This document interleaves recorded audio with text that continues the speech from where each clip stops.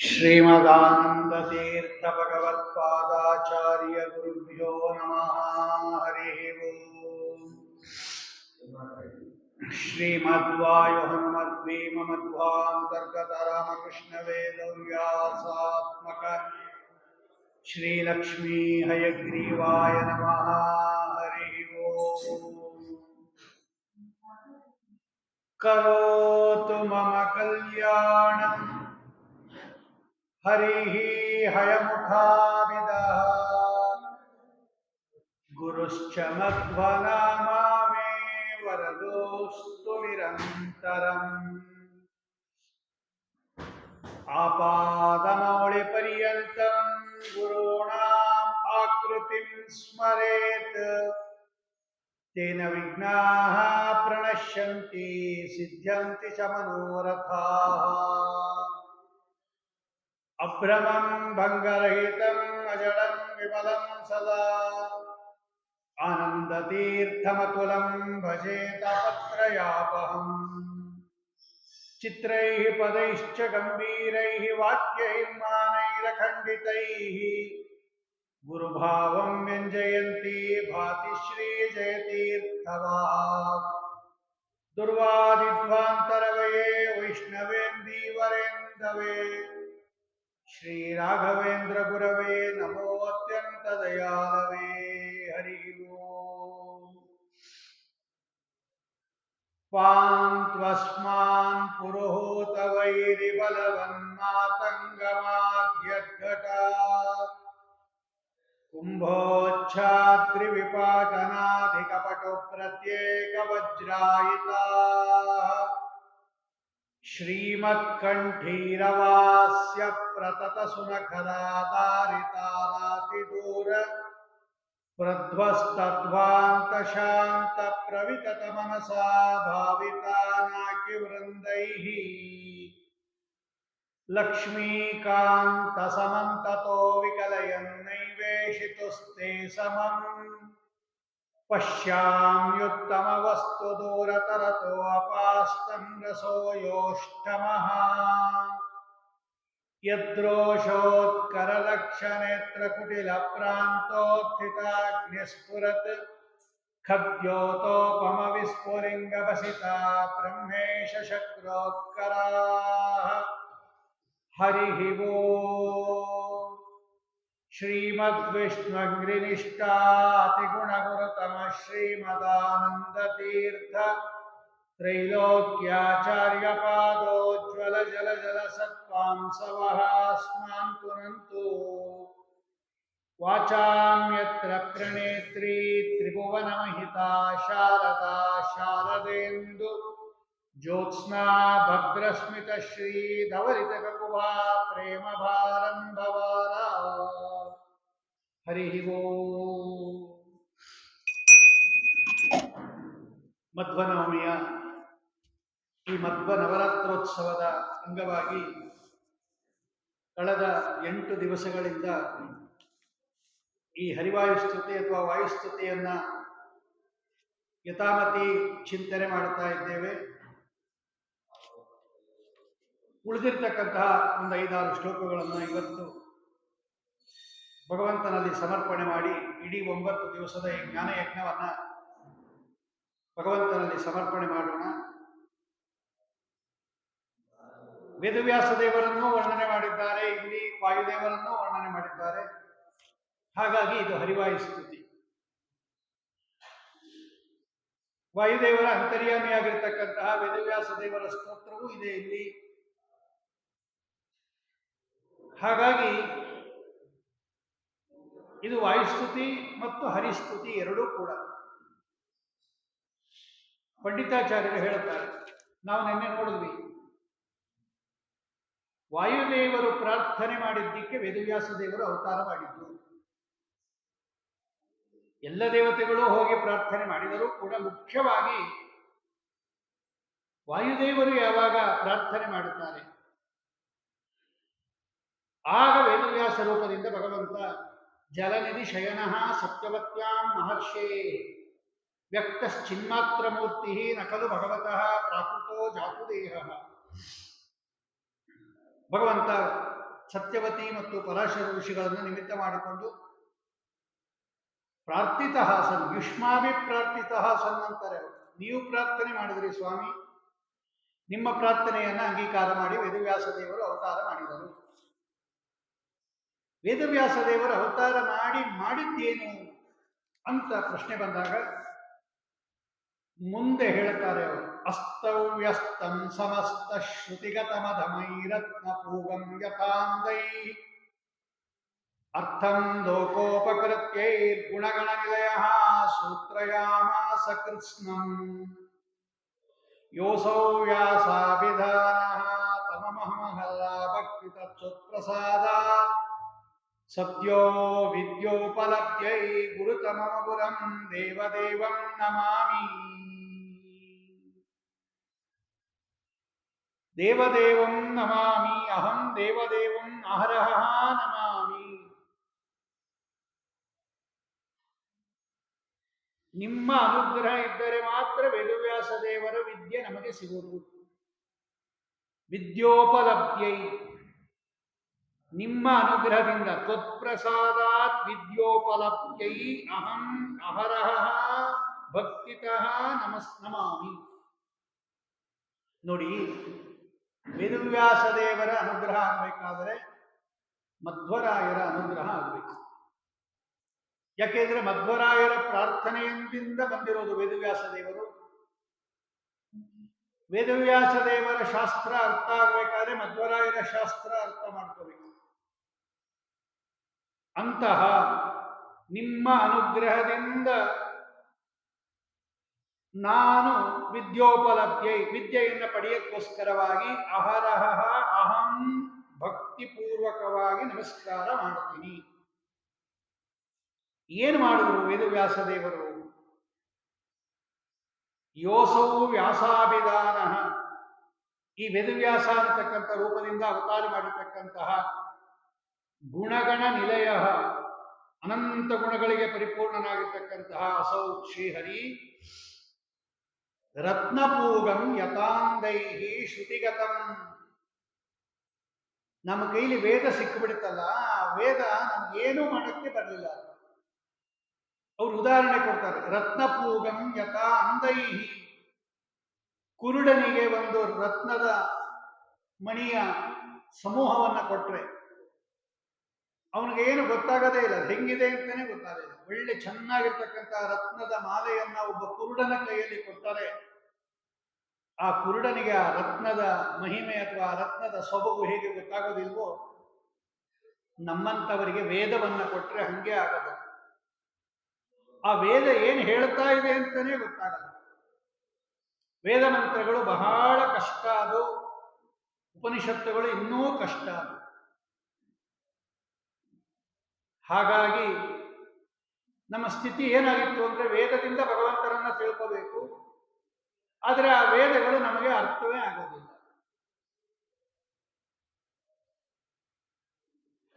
ಆ ವೇದಗಳನ್ನು ನಮಗೆ ಅರ್ಥ ಮಾಡಿಸಬೇಕಾದರೆ ಒಬ್ಬರು ಜ್ಞಾನಿಗಳು ಬೇಕಾಗಿತ್ತು. ಯಾಕೆ ಅರ್ಥ ಆಗೋದಿಲ್ಲ ವೇದ ಅಂತ ಹೇಳಿದ್ರೆ, ಒಂದು ನಮಗೆ ಅಲ್ಲಿರ್ತಕ್ಕಂಥ ಶಬ್ದಗಳ ಪರಿಚಯ ಇಲ್ಲ. ಅಸ್ತವು ಯಸ್ತಂ ಸಮಸ್ತ ಶ್ರುತಿಗತಂ, ಎಲ್ಲರೂ ಏನು ಮಾಡಿಬಿಟ್ರು ಅಂದ್ರೆ ಅವರವರಿಗೆ ತಕ್ಕಂತೆ ಅರ್ಥ ಮಾಡ್ಕೊಂಡ್ಬಿಟ್ರು ಆ ವೇದಗಳನ್ನು. ಅದಕ್ಕೋಸ್ಕರ ಭಗವಂತ ಏನು ಮಾಡಿದ, ಈ ವೇದವ್ಯಾಸ ರೂಪದಿಂದ ಅವತಾರ ಮಾಡಿ ಆ ವೇದಗಳ ಅರ್ಥವನ್ನ ಹೆಂಗೆ ಮಾಡ್ಕೋಬೇಕು ಅಂತ ತಿಳಿಸೋದಕ್ಕೆ ಬ್ರಹ್ಮಸೂತ್ರಗಳನ್ನ ರಚನೆ ಮಾಡಿಕೊಟ್ರು ಪರಮಾತ್ಮ ವೇದವ್ಯಾಸ ದೇವರು. ಮೊದಲು ವೇದಗಳನ್ನೆಲ್ಲ ತೆಕ್ಕೊಟ್ರು.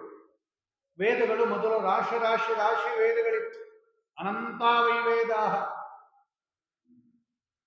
ಮೊದಲೇ ವಿಭಕ್ತ ಆಗಿತ್ತದು, ಋಗ್ವೇದ, ಯಜುರ್ವೇದ, ಸಾಮವೇದ, ಅಥರ್ವಣ ವೇದ ಅಂತ. ಆದರೆ ಅಲ್ಲಿರೋ ಅಷ್ಟು ವೇದಗಳು ನಮ್ಮ ಕೈಲಿ ಓದಕ್ಕೆ ಆಗೋದಿಲ್ಲ ಅಂದ್ಬಿಟ್ಟು ಭಗವಂತ ಏನ್ ಮಾಡ್ದ, ವೇದವ್ಯಾಸ ರೂಪಿ ಪರಮಾತ್ಮ ಒಂದೊಂದು ರಾಶಿಯಿಂದ ಒಂದು ಸ್ವಲ್ಪ ಸ್ವಲ್ಪ ತೆಕ್ಕೊಟ್ಟ ವೇದವನ್ನು. ಇವತ್ತು ನಮಗೆ ವೇದ 10,000 ಮಂತ್ರ ಅಷ್ಟೇ ಇರೋದು ಋಗ್ವೇದ. ಅದಕ್ಕೆ ಋಗ್ ಸಂಹಿತ ಅಂತ ಕರೀತಾರೆ. ಆ 10,000 ಮಂತ್ರ ನಾವು ಅಧ್ಯಯನ ಮಾಡಿಬಿಟ್ರೆ ಋಗ್ವೇದ ವಿದ್ವಾನ್ ಅಂತ ಕರೆದು ಬಿಡ್ತಾರೆ. ಅದು ಹೆಂಗೆ ಅಂದ್ರೆ ಒಂದು ದೊಡ್ಡ ತಪ್ಪಲೆಯಲ್ಲಿ ಅನ್ನ ಮಾಡಿರ್ತಾರೆ ನೋಡಿ, ಒಂದು ಸ್ವಲ್ಪ ತೆಕ್ಕೊಂಬರ್ತೀವಿ ನಾವು ನೈವೇದ್ಯಕ್ಕಿಡುವಾಗ. ಹಂಗೆ ಅಪಾರವಾದ ವೇದ ರಾಶಿಯಿಂದ, ಋಗ್ವೇದದ ರಾಶಿಯಿಂದಲೇ ವೇದವ್ಯಾಸ ದೇವರು ಒಂದು ಸ್ವಲ್ಪ ಋಗ್ವೇದವನ್ನು ತೆಗೆದು ಕಲಿಯುಗದಲ್ಲಿ ಕೊಟ್ಟಿದ್ದಾರೆ. ಇಷ್ಟು ಓದ್ರಿ ಸಾಕು ನೀವು, ಅಷ್ಟೇ ಮಂತ್ರ ಇವತ್ತು ನಾವು ಓದೋದು. ಅದನ್ನು ಓದೋ ರೀತಿ ಬೇರೆ ಬೇರೆ ಇದೆ. ಸಂಹಿತಾ ಪಾಠ ಅಂತಾರೆ, ಕ್ರಮಪಾಠ ಅಂತಾರೆ, ಪದಪಾಠ ಅಂತಾರೆ, ಕ್ರಮಪಾಠ ಅಂತಾರೆ, ಶಿಖಿ, ದಂಡಿ, ಧ್ವಜ, ಘನ, ಆ ಹೇಳೋ ರೀತಿಯಲ್ಲಿ ಬೇರೆ ಬೇರೆ ಕ್ರಮ ಇದೆ. ಆದರೆ ಅಷ್ಟೇ ಮಂತ್ರ ಹೇಳೋದು, 10,000 ಮಂತ್ರ. ಋಗ್ವೇದದಿಂದನೂ ಹಿಂಗೆ ತೆಕ್ಕೊಟ್ಟ, ಸಾಮವೇದದಿಂದನೂ ಹಿಂಗೆ ತೆಕ್ಕೊಟ್ಟ, ಅಥರ್ವಣ ವೇದದಿಂದಲೂ ಹಿಂಗೆ ತೆಕ್ಕೊಟ್ಟ ಪರಮಾತ್ಮ ವೇದವ್ಯಾಸ ರೂಪಿ ಶ್ರೀಹರಿ. ಆಮೇಲೆ ಏನ್ ಮಾಡ್ದ ಭಗವಂತ, ಈ ವೇದಗಳ ಅರ್ಥವೇ ಆಗೋದಿಲ್ವಲ್ಲ ಇವರಿಗೆ. ಯಾಕೆಂದ್ರೆ ಅಲ್ಲಿರೋ ಶಬ್ದಗಳು ನಮಗೆ ಫೆಮಿಲಿಯರ್ ಆಗಿರೋ ಶಬ್ದಗಳಿಲ್ಲ ಅಲ್ಲೆಲ್ಲ ಬೇರೆ ಇದೆ. ಸದೇವ ಸೌಮ್ಯ ಇದಮಗ್ರೆ ಆಸೀತ್, ಅಸದೇವ ಸೌಮ್ಯ ಇದಮಗ್ರೆ ಆಸೀತ್, ತತ್ತೇಜೋ ಅಸೃಜತ, ಅಸ್ಯ ಲೋಕಸ್ಯ ಕಾ ಗತಿಃ ಆಕಾಶ ಇತಿ ಹೋವಾಚ, ಯದೇಶ ಆಕಾಶಾನಂದೋ ನ ಸ್ಯಾತ್ ಕೋಹ್ಯೇವಾನ್ಯಾತ್ ಕ ಪ್ರಾಣ್ಯಾತ್ ಯದೇಶ ಆಕಾಶಾನಂದೋ ನ ಸ್ಯಾತ್, ಸರ್ವಾಣಿ ಹವಾ ಇಮಾನಿ ಭೂತಾನಿ ಆಕಾಶಾದೇವ ಸಮುತ್ಪದ್ಯಂತೆ ಆಕಾಶೇ ಪ್ರತ್ಯಸ್ತಮ್ಮಂತಿ ಆಕಾಶೇ ಪ್ರತಿಷ್ಠಿತಮಸ್ತಿ. ಹೀಗೆಲ್ಲ ಇದೆ ವೇದಗಳು. ಏನ್ ಹೇಳ್ತಾ ಇದೆ ಅಂತಾನೆ ಗೊತ್ತಾಗಲ್ಲ ಇವೆಲ್ಲ. ಎಲ್ಲರೂ ಏನು ಮಾಡಿಬಿಟ್ರು, ಅಲ್ಲಿ ಆಕಾಶ ಆಕಾಶ ಅಂತ ಶಬ್ದ ಬರುತ್ತೆ. ಎಲ್ಲರೂ ಈ ಆಕಾಶ ಪಂಚಭೂತಗಳಲ್ಲಿ ಒಂದು, ಪೃಥ್ವಿ ಅಪ್ ತೇಜೋ ವಾಯುರ್ ಆಕಾಶ ಅಂತ ಒಂದು ಆಕಾಶ ಅಂತ ಪಂಚಭೂತಗಳಲ್ಲಿ ಒಂದು, ಅದನ್ನು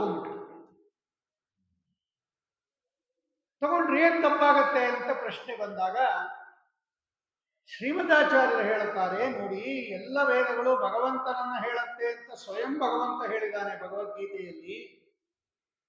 ಉಪನಿಷತ್ ಹೇಳ್ತಾ ಇದೆ, ಎಲ್ಲ ಶಬ್ದಗಳು, ಎಲ್ಲ ವೇದಗಳು, ಎಲ್ಲ ಅಕ್ಷರಗಳು, ಎಲ್ಲ ಪದಗಳು ಎಲ್ಲ ಭಗವಂತನನ್ನ ಹೇಳುತ್ತೆ ಅಂತ ಹೇಳ್ತಾ ಇದೆ. ನೀವು ಈ ಆಕಾಶಕ್ಕೆ ಈ ಭೂತಾಕಾಶ ಅಂತ ತಗೊಂಡ್ಬಿಟ್ರೆ ಭಗವಂತನ ಮಾತಿಗೆ ವಿರೋಧ ಬರುತ್ತಲ್ವಾ.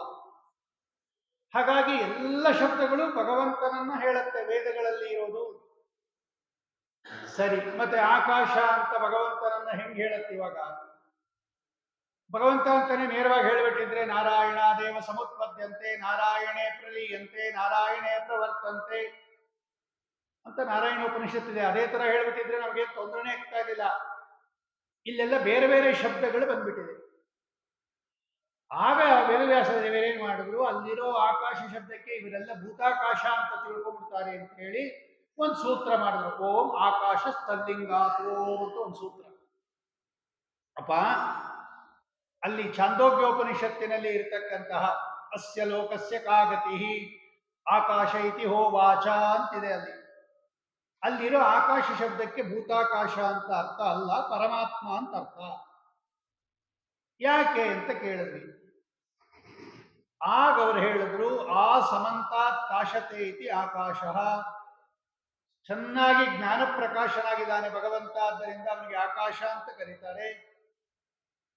ಹೀಗೆಲ್ಲ ಅರ್ಥ ಮಾಡ್ಕೊಂಡು ಹೋದ್ರು. ಪ್ರಾಣ ಅನಚೇಷ್ಟಾಯಾಮ್ ಅಂತ ಇರೋದ್ರಿಂದ ಪ್ರಾಣ ಶಬ್ದವಾಚ್ಯ ಭಗವಂತ, ಜ್ಯೋತಿ ಶಬ್ದವಾಚ್ಯ ಭಗವಂತ, ಗಾಯತ್ರಿ ಶಬ್ದವಾಚ್ಯ ಭಗವಂತ.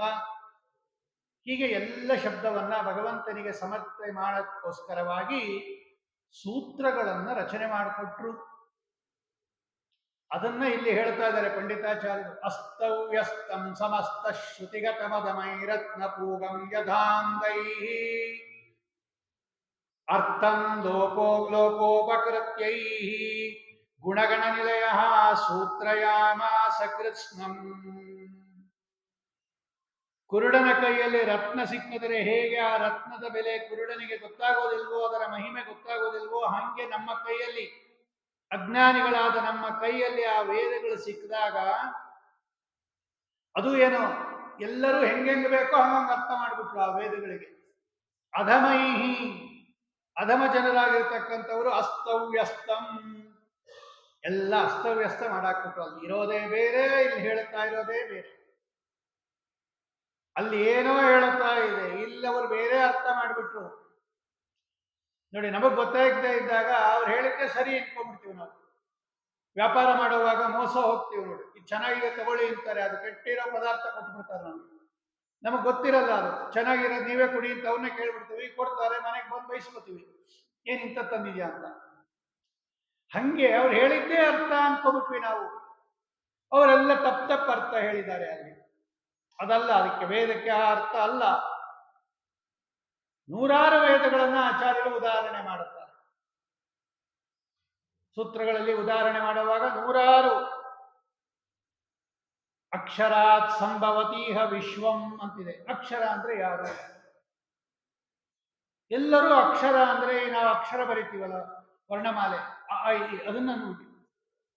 ಅಲ್ರಿ, ವೇದ ಹೇಳ್ತಾ ಇದೆ ಅಕ್ಷರನಿಂದ ಜಗತ್ತು ಹುಟ್ಟತ್ತೆ ಅಂತ. ಈ ಅಕಾಯಿಯಿಂದ ಏನ್ ವೇದ ಹುಟ್ಟತ್ತಪ್ಪ? ಹಾಗಾದ್ರೆ ಅಕ್ಷರ ಶಬ್ದಕ್ಕಲ್ಲಿ ಏನೋ ಬೇರೆ ಅರ್ಥ ಇರ್ಬೇಕಲ್ವಾ?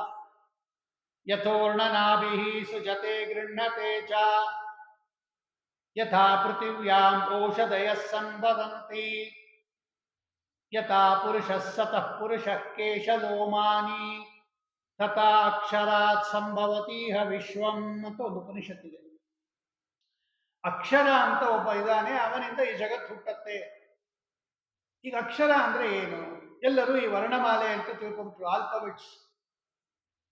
ಆಗ ಒಂದು ಸೂತ್ರ ಹೊರಟು, ಅಕ್ಷರಂ ಅಂಬರಾಂತದ್ರತೆ ಓಂ ಅಂತ ಒಂದು ಸೂತ್ರ ಹೊರಟು. ಅಕ್ಷರ ಶಬ್ದವಾಚ್ಯರಾಗಿರ್ತಕ್ಕಂಥವನು ಭಗವಂತ. ಕ್ಷರ ಅಂದ್ರೆ ನಾಶ, ನಾಶವುಳ್ಳವರಿಗೆ ಕ್ಷರ ಅಂತ ಕರೀತಾರೆ. ಆ ಅಂದ್ರೆ ಇಲ್ಲ ಅಂತ ಅರ್ಥ. ಯಾರಿಗೆ ನಾಶ ಇಲ್ಲವೋ ಅವನು ಅಕ್ಷರ. ಹಾಗಾಗಿ ಭಗವಂತನಿಗೆ ಅಕ್ಷರ ಅಕ್ಷರ ಅಂತ ಕರೀತಾರೆ. ಅಲ್ಲಿ ಭಗವಂತನನ್ನ ಅಕ್ಷರ ಅನ್ನೋ ಶಬ್ದದಿಂದ ಹೇಳಿದೆ. ವೇದಗಳು ನಮಗೆ ಫೆಮಿಲಿಯರ್ ಆಗಿರೋ ಶಬ್ದಗಳಿಂದ ಹೇಳಿದ್ದಿದ್ರೆ ತುಂಬಾ ಚೆನ್ನಾಗಿ ಅರ್ಥ ಆಗ್ಬಿಡೋದು ನಮಗೆ. ಆದರೆ ಆ ವೇದಗಳು ಏನ್ ಮಾಡ್ತಾ ಇದೆ ಅಂದ್ರೆ ಆ ಪದಗಳೆಲ್ಲ ಬೇರೆ ಕಡೆನೆ ಪ್ರಸಿದ್ಧ ಆಗಿರೋದು. ಅಂತ ಶಬ್ದಗಳಿಂದ ಭಗವಂತನನ್ನ ವರ್ಣನೆ ಮಾಡಿಬಿಡ್ತು. ಆಗ ನಾವೇನ್ ಮಾಡ್ಬಿಟ್ವಿ, ನಮ್ಗೆ ಎಲ್ಲಿ ಪ್ರಸಿದ್ಧ ಇದೆಯೋ ಅಲ್ಲಿ ಮಾತ್ರ ತಗೊಂಡ್ಬಿಟ್ವಿ. ಆವಾಗ ಸೂತ್ರಕಾರರು ಹೊರಟರು, ಅಕ್ಷರಂ ಅಂಬರಾಂತದ್ರತೆ ಓಂ ಅಂತ ಒಂದು ಸೂತ್ರ. ಅಂಬರಾಂತದ್ರತೆ, ಆಕಾಶ ಪರ್ಯಂತ ಯಾರು ನಮ್ಮನ್ನ ಧಾರಣೆ ಮಾಡಿದ್ದಾರೆ ಅಂದ್ರೆ ಭೂಮಿಯಿಂದ ಹಿಡಿದು ಪೂರ್ತಿ ಮೇಲಿನ ಲೋಕಗಳನ್ನ ಯಾರನ್ನ ಧಾರಣೆ ಮಾಡಿದ್ದಾರೆ ಅವರನ್ನೂ ಧಾರಣೆ ಮಾಡಿರೋದಾದ್ದರಿಂದ ಭಗವಂತನಿಗೆ ಅಕ್ಷರ ಅಂತ ಕರೀತಾರೆ. ಇಲ್ಲೆಲ್ಲ ವೇದಗಳು ಹಿಂಗೆ ಸೂತ್ರಗಳು ಹೇಳ್ಕೊಂಡು ಹೋಯ್ತು. ಎಲ್ಲರೂ ಹಂಗೆ ಬರೆದ್ಬಿಟ್ರು. ಅಕ್ಷರ ಅಂದ್ರೆ ಆ ಅಕ್ಷರ ಅಂತ ಆಗ್ಲಿ ಇದಾಗ್ಲಿ ಏನೋ ಬರೆದ್ಬಿಟ್ರು ಬೇರೆಯವರು. 21 ಜನ ಬರೆದಿದ್ರು ನೋಡ್ರಿ ಭಾಷ್ಯ ವೇದಕ್ಕೆ, ಸೂತ್ರಕ್ಕೆ. ಎಲ್ಲರೂ ಬೇರೆ ಬೇರೆ ಬರೆದ್ಬಿಟ್ರು. ಆಗ ವೇದವ್ಯಾಸ ದೇವರು ಸೂತ್ರಗಳನ್ನ ರಚನೆ ಮಾಡಿಕೊಟ್ರು. ಆ ಸೂತ್ರಗಳಿಗೂ ತಪ್ಪು ಅರ್ಥ ಬರೆದರು. ಅದನ್ನೆಲ್ಲ ಹೆಂಗೆ ಚೆನ್ನಾಗಿ ಅರ್ಥ ಮಾಡಬೇಕು ಅಂತ ಶ್ರೀಮದ್ ಆಚಾರ್ಯರು ಸೂತ್ರ ಭಾಷ್ಯ, ಅನುವ್ಯಾಖ್ಯಾನ, ನ್ಯಾಯ ವಿವರಣ, ಅಣುಭಾಷ್ಯ 4 ಗ್ರಂಥ ಬರೆದಿದ್ದಾರೆ. ಒಂದಲ್ಲ ಎರಡಲ್ಲ, ಅಷ್ಟು ಚೆನ್ನಾಗಿ ಬರೆದಿದ್ದಾರೆ ಅವರು ಶ್ರೀಮದ್ ಆಚಾರ್ಯರು. ಅವರು ಬೇರೆಯವರು ಹೇಳಿರ್ತಕ್ಕಂಥ ಅರ್ಥ ಎಲ್ಲ ಅದು ವೇದವ್ಯಾಸ ದೇವರಿಗೆ ಸಮ್ಮತ ಅಲ್ಲ. ಅದು ವೇದವ್ಯಾಸ ದೇವರಿಗೆ ಸಮ್ಮತವಾಗಿರ್ತಕ್ಕಂಥ ಅರ್ಥವನ್ನು ನಾನು ಹೇಳ್ತೀನಿ ಕೇಳಿ. ಯಾಕೆ? ಅವರು ವೇದವ್ಯಾಸ ದೇವರ ಹತ್ರ ಓದ್ದವರು ಆಚಾರ್ಯರು. ಯಾರು ರಚನೆ ಮಾಡಿದಾರೋ ಅವ್ರ ಹತ್ರನೇ ಓದ್ದೋರು. ಆದ್ದರಿಂದ ಅವ್ರು ಸರಿಯಾಗಿ ಹೇಳಿರ್ತಾರೆ, ನಾನು ಈ ಅರ್ಥ ಬರೆದಿದ್ದೀನಪ್ಪ ಅಂತ. ಬೇರೆಯವರೆಲ್ಲ ಹಂಗಲ್ಲ. ಹಾಗಾಗಿ ವೇದವ್ಯಾಸ ದೇವರ ಅರ್ಥವನ್ನು ಚೆನ್ನಾಗಿ ತಿಳಿಸಿದವರು. ಆದ್ದರಿಂದಲೇ ಹರಿಯ ಮತವೇ ಹನುಮನ ಮತವು, ಹನುಮನ ಮತವೇ ಹರಿಯ ಮತವು ಅಂತ ಅದಕ್ಕೆ ಪುರಂದರದಾಸರು ಹೇಳಿದ್ರು. ಹರಿ ಅಂದ್ರೆ ವೇದವ್ಯಾಸ ದೇವರು, ಹನುಮ ಅಂದ್ರೆ ಮಧ್ವರಾಯರು. ವ್ಯಾಸರ ಮತವೇ ಮಧ್ವರ ಮತವು, ಮಧ್ವರ ಮತವೇ ವ್ಯಾಸರ ಮತವು. ಬೇರೆ ಯಾರಿಗೂ ಕೂಡ ಈ ಭಾಗ್ಯ ಸಿಕ್ಲಿಲ್ಲ ಅನ್ನೋದನ್ನು ನಾವು ಗಮನಿಸ್ತಾ ಇದ್ದೀವಿ. ಅದನ್ನ ಇಲ್ಲಿ ಹೇಳ್ತಾ ಇದ್ದಾರೆ. ಹೇ ವೇದವ್ಯಾಸ ದೇವರೇ, ವ್ಯಾಸಾಭಿಧಾನ, ಹೇ ಹರಿ ಪರಮಾತ್ಮ, ನೀನು ವಾಯುದೇವರಿಂದ ಪ್ರಾರ್ಥಿತನಾಗಿ ವ್ಯಾಸ ಎಂತಕ್ಕಂತಹ ರೂಪದಿಂದ ಅಭಿಧಾನದಿಂದ ಜಗತ್ತಿನಲ್ಲಿ ಅವತಾರ ಮಾಡಿ ಸತ್ಯವತಿ ಮತ್ತು ಪರಾಶರ ನಿರ್ಮಿತ್ತ ಮಾಡಿಕೊಂಡು ಭೂಮಿಯಲ್ಲಿ ಬಂದು ರತ್ನಪೂಗಂ ಯಥಾಂದೈಹಿ, ಕುರುಡರಿಗೆ ಈಗ ಸಿಕ್ಕಿರತಕ್ಕಂತಹ ರತ್ನದಂತೆ ನಮ್ಮ ಕೈಲಿ ಸಿಕ್ಕಿ ಅರ್ಥ ಮಾಡ್ಕೊಳಕ್ಕಾಗದೆ ಇರತಕ್ಕಂತಹ, ಅಥವಾ ಅಧಮೈಹಿ, ಅಧಮ ಜನರೇನ್ ಮಾಡಿದ್ದಾರೆ, ಅಸ್ತವ್ಯಸ್ತವಾಗಿ ಅರ್ಥ ಮಾಡಿರ್ತಕ್ಕಂತಹ ಆ ಸಮಸ್ತ ಶ್ರುತಿ ಗತಂ, ಎಲ್ಲ ಶ್ರುತಿಗಳಲ್ಲಿ ಇರತಕ್ಕಂತಹ ಕೃಷ್ಣಂ ಅರ್ಥವನ್ನ ಲೋಕೋಪಕೃತಿ, ಅದು ದೊಡ್ಡ ಟ್ರೆಷರಿ ಅದು ವೇದ ಅನ್ನೋದು. ಯಾಕೆಂದ್ರೆ ಅದರಿಂದ ಭಗವಂತನನ್ನ ತಿಳ್ಕೋಬೇಕು ನಾವು. ಕೆಲವರಿಗೆ ಬೀಗದ ಕೈ ಇರುತ್ತೆ, ಬೀಗ ತೆಗಿಯಕ್ಕೆ ಬರಲ್ಲ, ಬೀಗದ ಕೈ ಕೈಲೇ ಇಟ್ಕೊಂಡಿರ್ತಾರೆ, ತೆಗಿಯಕ್ ಬರಲ್ಲ, ಯಾರನ್ನ ತೆಗಿತೀರಾ ಅಂತಾರೆ. ಪೆಟ್ಟಿಗೆ ಒಳಗಡೆ ಒಡವೆ ಇದೆ, ಬೀಗದ ಕೈ ಇವ್ರ ಹತ್ರ ಇದೆ, ಇವ್ರು ಬೀಗ ತೆಗಿಯಕ್ ಬರ್ತಾ ಇಲ್ಲ. ಬೀಗ ತೆಗಿದೇನೆ ಆ ಒಳಗಡೆ ಇರೋ ಒಡವೆ ತೆಕ್ಕೊಳಕ್ಕಾಗಲ್ಲ. ಬೀಗದ ಕೈ ಇದ್ರೂ ಕೂಡ ಬೀಗ ತೆಗಿಯಕ್ಕೆ ಹೆಂಗೆ ಬರಲಿಲ್ವೋ ಕೆಲವರಿಗೆ, ಹಂಗೆ ವೇದಗಳು ಬೀಗದ ಕೈ ಇದ್ದಂಗೆ ಭಗವಂತನನ್ನ ತಿಳ್ಕೊಳ್ಳೋದಿಕ್ಕೆ. ಅಂತಹ ವೇದಗಳು ಉಪಲಬ್ಧಿ ಇದ್ರೂ ಕೂಡ ನಮಗದನ್ನು ಉಪಯೋಗಿಸ್ಕೊಳ್ಳಕ್ಕೆ ಬರದೇ ಇದ್ದಾಗ ಹೆಂಗದನ್ನು ಉಪಯೋಗಿಸ್ಬೇಕು ಅನ್ನೋದನ್ನ ತಿಳಿಸಕ್ಕೋಸ್ಕರ ಸೂತ್ರಯಾಮಾಸ ಕೃತ್ಸ್ನಂ, ಸೂತ್ರಯಾಮಾಸ, ಸೂತ್ರ ರೂಪಗಳನ್ನ, ಸೂತ್ರಗಳನ್ನ ಏನು ರಚನೆ ಮಾಡಿದ್ರಲ್ಲ ನೀವು, ಅಂತಹ ಗುರುತಮಗುರಂ ದೇವದೇವಂ ನಮಾಮಿ. ಅಗುರುಂ, ಅವ್ರಿಗೆ ಯಾರು ಗುರುಗಳಿಲ್ಲ, ಅದಕ್ಕೆ ಅವ್ರಿಗೆ ಅಗುರು ಅಂತ ಹೆಸರು.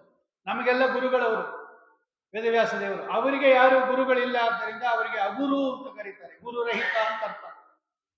ಗುರುತಮಂ ಅಗುರುಂ ದೇವದೇವಂ ನಮಾಮಿ. ನಮಗೆಲ್ಲ ಗುರುಗಳು ಆಗಿರ್ತಕ್ಕಂತಹ, ದೇವತೆಗಳು ಆಗಿರ್ತಕ್ಕಂತಹ, ದೇವದೇವೋತ್ತಮನಾಗಿರ್ತಕ್ಕಂತಹ ವೇದವ್ಯಾಸ ದೇವರೇ, ಅದು ಏನೋ ತ್ವತ್ಪ್ರಸಾದಾತ್ ವಿದ್ಯೋಪಲಬ್ಧ್ಯೈ. ಯಾರಿಗೆ ಚೆನ್ನಾಗಿ ಅರ್ಥ ಆಗತ್ತೆ ಅಂದ್ರೆ, ವೇದವ್ಯಾಸ ದೇವರೇನೋ ಬರೆದು ಬಿಟ್ರು, 564 ಬ್ರಹ್ಮಸೂತ್ರಗಳು ಬರೆದು ಬಿಟ್ರು. ಯಾರಿಗೆ ಅರ್ಥ ಆಗತ್ತದು? ಯಾರು ಶ್ರೀಮದಾಚಾರ್ಯರ ಭಾಷ್ಯವನ್ನ ಓದ್ತಾರೆ ಸರಿಯಾಗಿ, ಅವ್ರಿಗೆ ಅರ್ಥ ಆಗುತ್ತೆ. ಇಲ್ಲೆಲ್ಲ ಬೇರೆ ಬೇರೆ ಅರ್ಥ ಬರೆದ್ಬಿಟ್ಟಿದ್ದಾರೆ, ಸೂತ್ರಗಳಿಗೂ ಬೇರೆ ಬೇರೆ ಅರ್ಥ ಬರೆದ್ಬಿಟ್ಟಿದ್ದಾರೆ. ಸರಿಯಾಗಿ ಆ ಸೂತ್ರಗಳ ಅರ್ಥವನ್ನ ನಮಗೆ ತಿಳಿಸಿಕೊಟ್ಟವರು ಶ್ರೀಮದಾಚಾರ್ಯ. ಎಷ್ಟು ಸುಂದರವಾಗಿ ಬರೀತಾರೆ, ಎಷ್ಟು ಚೆನ್ನಾಗಿ ಬರೀತಾರೆ. ಆ ಸೂತ್ರ ಏನು ಹೇಳ್ತಾ ಇದೆ, ಆ ಸೂತ್ರದ ಅಭಿಪ್ರಾಯ ಏನು, ಅಲ್ಲಿರೋ ಪದಗಳ ಅರ್ಥ ಏನು, ಎಲ್ಲವನ್ನ ತಿಳಿಸ್ಕೊಡ್ತಾರೆ ಮಹನೀಯರು. ನೋಡಿ, ತದೋಕೋಗ್ರೋಜ್ವಲನಂ ತತ್ ಪ್ರಕಾಶಿತ ದ್ವಾರ ವಿದ್ಯಾ ಸಾಮರ್ಥ್ಯಾತ್ ತೇಷಗತಿ ಅನುಸ್ಮೃತಿ ಯೋಗಾಚ್ಚ ಹಾರ್ದಾನ ಗೃಹೀತ ಶತಾಧಿಕಯ ಓಂ ಅಂತ ಒಂದು ಸೂತ್ರ ಇದೆ. ಏನ್ ಅರ್ಥ ಆಯ್ತು ಇವಾಗಿದೆ ನಮ್ಗೆ? ಏನು ಗೊತ್ತಾಗಲಿಲ್ಲ. ನೋಡಿ, ಆಚಾರ್ಯರು ಬರೆದು ತೋರಿಸ್ತಾರೆ. ಅಪರೋಕ್ಷ ಜ್ಞಾನಿಯಾಗಿರ್ತಕ್ಕಂತಹ ಒಬ್ಬ ಅಪರೋಕ್ಷ ಜ್ಞಾನವನ್ನ ಪಡೆದ ಮೇಲೆ ಅಪರೋಕ್ಷದ ಜ್ಞಾನದ ಸಾಮರ್ಥ್ಯದಿಂದ, ವಿದ್ಯಾ ಸಾಮರ್ಥ್ಯಾತ್, ಭಗವಂತನ ಅಪರೋಕ್ಷ ಜ್ಞಾನ ಆದ್ರೆ ನಮ್ಗೆ ಎಷ್ಟು ಶಕ್ತಿ ಬಂದ್ಬಿಡುತ್ತೆ ಅಂದ್ರೆ, ನಾವಾಗಿ ನಾವು ಈ ದೇಹದಿಂದ ಆಚೆಗೆ ಹೋಗ್ಬೋದು. ಈಗ ಯಮದೂತರು ಬಂದು ಎಳ್ಕೊಂಡು ಹೋಗ್ತಾರೆ ಈ ಜೀವವನ್ನ ಈ ದೇಹದಿಂದ. ಆವಾಗ ಹಂಗಲ್ಲ, ಹೇಗೆ ಹಕ್ಕಿಗಳು ತಾವೇ ತಾವಾಗಿ ಗೂಡಿನಿಂದ ಹೊರಗಡೆ ಬರುತ್ತೋ ಹಾಗೆ ನಾವು ಈ ದೇಹದಿಂದ ಆಚೆಗೆ ಬರ್ಬೋದು. ವಿದ್ಯಾ ಸಾಮರ್ಥ್ಯ, ಅದೇ ಅಪರೋಕ್ಷ ಜ್ಞಾನದ ಸಾಮರ್ಥ್ಯ ಅದು. ಇದಕ್ಕೆ ಉತ್ಕ್ರಮಣ ಅಂತ ಕರೀತಾರೆ.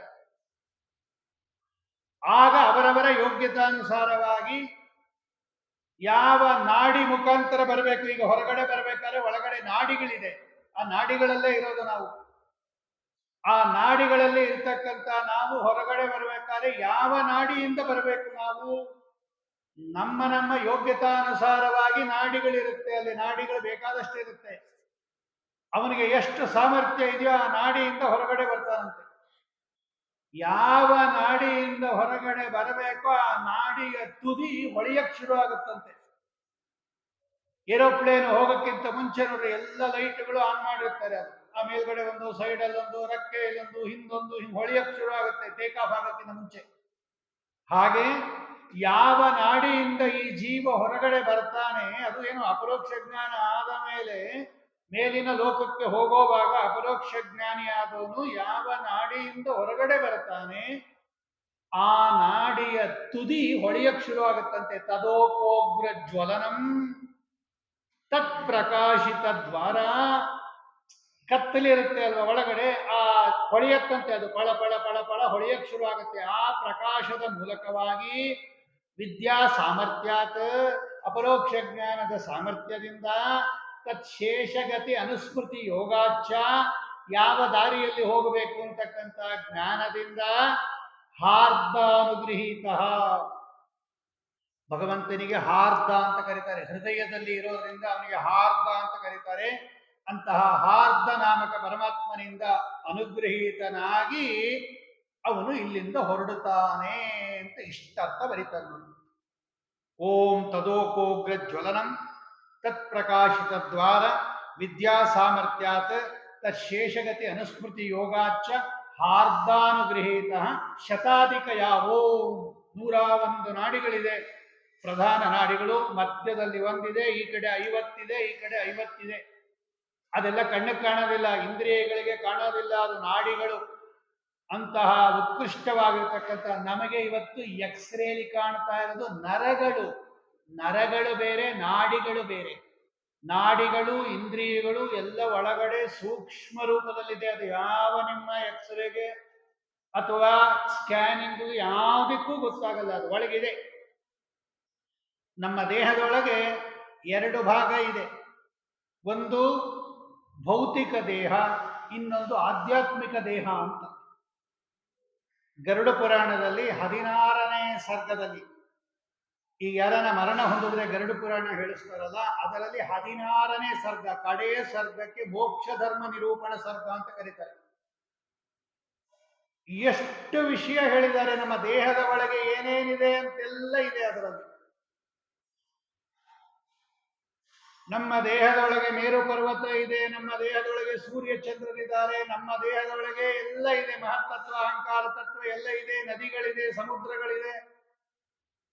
ಎಲ್ಲ ನದಿಗಳು ನಮ್ಮ ದೇಹದೊಳಗೆ ಇದೆ. ಗಂಗಾ ನದಿ, ಗೋದಾವರಿ ನದಿ, ಕೃಷ್ಣ, ಕಾವೇರಿ, ತುಂಗಭದ್ರ ಎಲ್ಲ ನದಿಗಳು ನಮ್ಮ ದೇಹದೊಳಗೆ ಇದೆ. ನಮ್ಮ ದೇಹದ ಒಳಗಡೆ ಇರೋ ನದಿಯಲ್ಲಿ ಸ್ನಾನ ಮಾಡೋದು ಕಲ್ತ್ಕೋಬೇಕಂತೆ ನಾವು. ಹೊರಗಡೆ ಹೋಗಿ ಮುಳುಗೋದು ಆಮೇಲೆ. ಕೃಷ್ಣಾ ನದಿಯಲ್ಲಿ ಸ್ನಾನ ಮಾಡೋದು ಕಲ್ತ್ಕೋಬೇಕು ನಾವು, ಇಲ್ಲೇ ಒಳಗಿರೋದು. ಇಂತಹ ಅದ್ಭುತವಾದ ಆಧ್ಯಾತ್ಮಿಕ ದೇಹ ನಮ್ಮದು. ಅಲ್ಲಿ ವರ್ಣನೆ ಮಾಡ್ತಾರೆ. ದೇಹಗಳು 2. ನಾವಿವತ್ತು ಫಿಸಿಕಲ್ ದೇಹ ನೋಡ್ತಾ ಇದೀವಿ.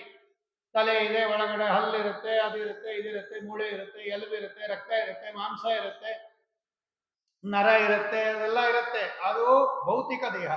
ಆಧ್ಯಾತ್ಮಿಕ ದೇಹ ಅಂತ ಇನ್ನೊಂದಿದೆ ಅಂತ ಬರೀತಾರೆ ಅಲ್ಲಿ. ಅಂದ್ರೆ ಹೊರಗಡೆ ಏನೇನಿದೆ ಒಳಗೆಲ್ಲ ಇದೆ. ಇದಕ್ಕೆ ಪಿಂಡಾಂಡ ಅಂತ ಕರೀತಾರೆ. ಅದು ಬ್ರಹ್ಮಾಂಡ, ಇದು ಪಿಂಡಾಂಡ ಅಂತ.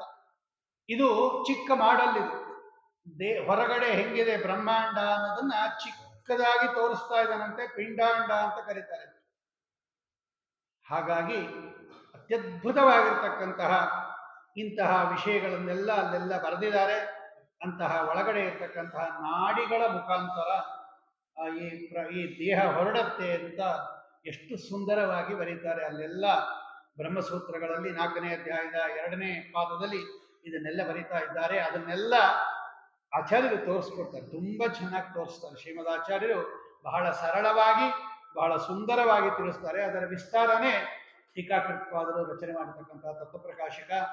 ಅದನ್ನೆಲ್ಲ ಓದ್ತಾ ಇದ್ದಾಗ ಬಹಳ ಚೆನ್ನಾಗಿರುತ್ತೆ. ಮಧ್ವಶಾಸ್ತ್ರ ಆವಾಗ ಓದಬೇಕು ಅಂತ ಹೇಳಿ ಇಂತಹ ವೇದವ್ಯಾಸದೇವರ ಅನುಗ್ರಹವನ್ನು ನಮಗೆ ಕೊಡಿಸ್ತಕ್ಕಂತಹ ನಿಮಗೆ ನಾನು ನಮಸ್ಕಾರ ಮಾಡ್ತೀನಿ ಎಂಬುದಾಗಿ ಹೇಳಿ, ಆಮೇಲೆ ಆ ಸೂತ್ರಗಳು ನಮ್ಗೆ ಅರ್ಥ ಆಗಲಿಲ್ಲ. ನಾನು ಇದುವರೆಗೆ ತನಕ ಹೇಳಿದೆ ನೋಡಿ, ವೇದವ್ಯಾಸದೇವರು ವೇದ ಅರ್ಥ ಆಗಲಿ ಅಂತ ಸೂತ್ರ ಬರೆದ್ರು. ಈ ಸೂತ್ರಗಳ ಸಹಾಯದಿಂದ ವೇದ ಅರ್ಥ ಮಾಡ್ಕೊಳ್ಳಿ ಅಂತ. ಆದರೆ ಆ ಸೂತ್ರಗಳು ನಮ್ಗೆ ಅರ್ಥ ಆಗಲಿಲ್ಲ. ಕೆಲವು ಸಣ್ಣ ಸಣ್ಣ ಸೂತ್ರಗಳು, ಕೆಲವು ದೊಡ್ಡ ದೊಡ್ಡ ಸೂತ್ರಗಳು. ಸಣ್ಣ ಸೂತ್ರಗಳು ಅರ್ಥ ಆಗಲಿಲ್ಲ, ದೊಡ್ಡ ಸೂತ್ರಗಳು ಜ್ಞಾಪಕಕ್ಕೆ ಬರಲಿಲ್ಲ. ಎರಡೂ ಒಟ್ಟಿನಲ್ಲಿ ಪ್ರಾಬ್ಲಮ್ಮೇ ಆಯ್ತು ನಮಗೆ. ಆಗ ಶ್ರೀಮದಾಚಾರ್ಯರಿಗೆ ಆಜ್ಞಾ ಮಾಡಿದ. ಆಜ್ಞಾಮನ್ಯೈರಧಾರ್ಯ ಶಿರಸಿ ಪರಿಸರದ್ರಶ್ಮಿಕೋಟೀರಕೋಟೌ ಕೃಷ್ಣಸ್ಯ ಅಕ್ಲಿಷ್ಟ ಕರ್ಮ ತದನುಸರಣಾದರ್ತಿತೋ ದೇವಸಂಗೈಃ ಭೂಮಾವಾಗತ್ಯ ಭೂಮೌ ಅಸುಕರಮಕರೋತ್ ಬ್ರಹ್ಮಸೂತ್ರಸ್ಯ ಭಾಷ್ಯಂ ದುರ್ಭಾಷ್ಯಂ ಯಸ್ಯ ತಸ್ಯೋರ್ಮಣಿಮತ ಉದಿತಂ ವೇದ ಸದ್ಯುಕ್ತಿಭಿಸ್ತ್ವಂ. ಇದಕ್ಕಾಗಲೇ ಮುಂಚೆ ಬರೆದಿದ್ರು ಆಚಾರ್ಯರು. ಅವತಾರ ಮಾಡಕ್ಕಿಂತ ಮುಂಚೆ ಆಚಾರ್ಯರು ಬಂದ ಮೇಲೆ ಬೇಕಾದಷ್ಟು ಜನ ಬರೆದಿದ್ರು. ಎಲ್ಲ ತಪ್ಪು ತಪ್ಪು ಬರೆದುಬಿಟ್ರು. ಸೂತ್ರಕ್ಕೂ ತಪ್ಪು ತಪ್ಪು ಅರ್ಥ ಬರೆದಿದ್ದಾರೆ. ಇದನ್ನೆಲ್ಲ ತೋರಿಸ್ತಾರೆ ಚಂದ್ರಿಕಾಚಾರ್ಯರು. ಚಂದ್ರಿಕಾದಲ್ಲಿ, ಪ್ರಕಾಶದಲ್ಲಿ ತೋರಿಸ್ತಾರೆ. ಬೇರೆ ಇವರಿಗೆಲ್ಲ ಹೆಂಗ್ ತಪ್ಪು, ಯಾಕೆ ಹಿಂಗ್ ಮಾಡಬೇಕು, ಯಾಕೆ ಹಿಂಗ್ ಮಾಡುತ್ತೆ, ಅದು ಅರ್ಥ ಹೇಳಲ್ಲ, ಅಧ್ಯಾಹಾರ ಮಾಡಬೇಕು, ವಿಭಕ್ತಿ ಬದಲಾವಣೆ ಮಾಡಬೇಕು, ಲಿಂಗ ಬದಲಾವಣೆ ಮಾಡ್ಕೋಬೇಕು, ಇಲ್ಲದೆ ಇರೋದೆಲ್ಲ ಸೇರಿಸ್ಕೋಬೇಕು. ನೋಡಿ ನಮ್ದೆಷ್ಟು ಜಳ ಜಳ ಅಂತ ಚಂದಾಗಿದೆ ಅಂತೆಲ್ಲ ಚಂದ್ರಿಕಾದಲ್ಲಿ ಇದನ್ನೇ ತೋರಿಸಿರೋದು ಚಂದ್ರಿಕಾಚಾರ್ಯರು ಅಂತ. ಎಷ್ಟು ನಮ್ದು ಸೂತ್ರ, ನಮ್ದೆಲ್ಲ ಚೆನ್ನಾಗಿದೆ, ನಿಮ್ದೆಲ್ಲ ಚೆನ್ನಾಗಿಲ್ಲ. ಪರೋಕ್ತೆ ದೂಷ್ಯೈವಾಂಶೋ ಮಿತೈ ಶಬ್ದೈರನೋದ್ಯತೆ ದೂಷಣಂ ಚಾಪಿ ಹನುಮದ್ ಭಾಷ್ಯ ಸೂಚಿತ ಮುಚ್ಚತೆ ಅಂತಾರೆ ಅವರು. ನಮ್ಮ ಗುರುಗಳೇನು ಹೇಳಿದಾರೋ ಅದನ್ನೇ ತೋರಿಸ್ತೀನಿ ನೋಡಿ ಅಂತಾರೆ. ಎಷ್ಟು ಚೆನ್ನಾಗಿ ಬರೀತಾರೆ.